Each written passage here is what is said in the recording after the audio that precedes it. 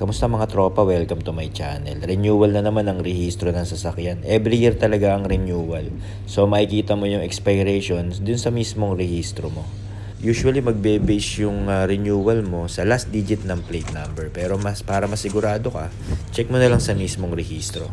Tapos magdala ka na rin ng Xerox copy. Para pagdating mo sa LTO, diretso ka na kagad sa pagbabayad.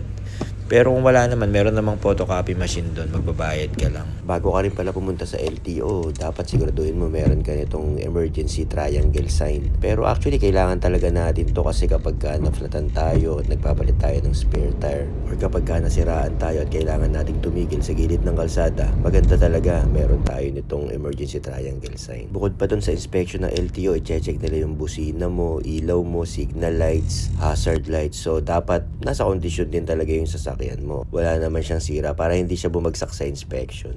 Alas 8 yung opening ng LTO, so pumunta talaga ako doon before 8 AM para mauna ako sa pila. Number 1 yung last digit ng plate number ko, so January ang renewal ko. Last year, first week ng January ako nag-renew, grabe ang daming tao. Pero ngayon, tignan nyo, second week ng January, konti lang ang tao.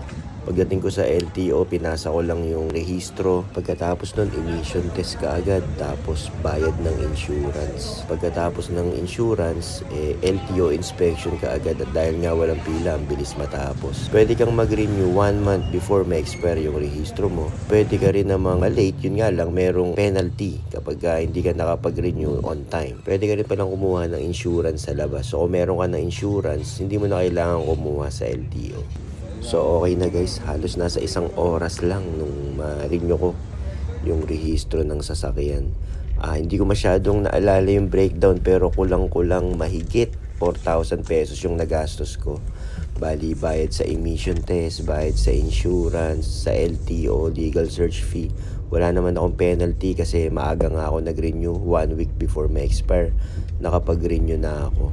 Pagkatapos wala naman ako, hindi naman ako nag-change venue. So kapag naglumipat ka ng iba-ibang branch ng LTO, may extra charge din yun. So ayun, renewal na ulit next year ng January 2026. Parang ang bilis nga no? Every year nagre-renew tayo.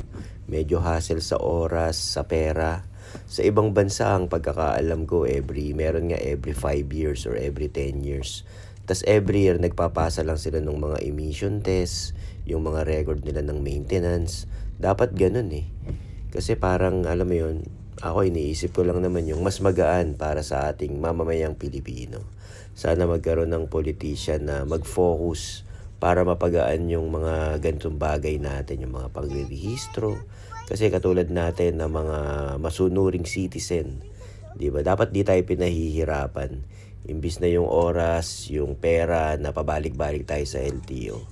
Kung every 5 years, sabihin natin yearly, magpapasa lang tayo ng mga emission tests, ng maintenance records.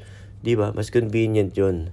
Kahit na medyo mahalan nila yung rehistro natin every 5 years. Kasi ang sasakyan naman natin, it's our own responsibility naman yan So, syempre, naiintindihan ko naman na karapatan din ng government na malaman at masigurado na nasa kondisyon sasakyan natin. So, technically, kung nagpapa-emission test tayo, nagpapa-maintenance tayo, enough na record na rin yun para hindi tayo mag-renew every year. Well, opinion ko lang naman yan. So, siguro kung merong mang politician na makakaisip na mag-serve para sa mga ganyang bagay, mga small bagay pero malaki ang impact sa ating mga mamamayang Pilipino.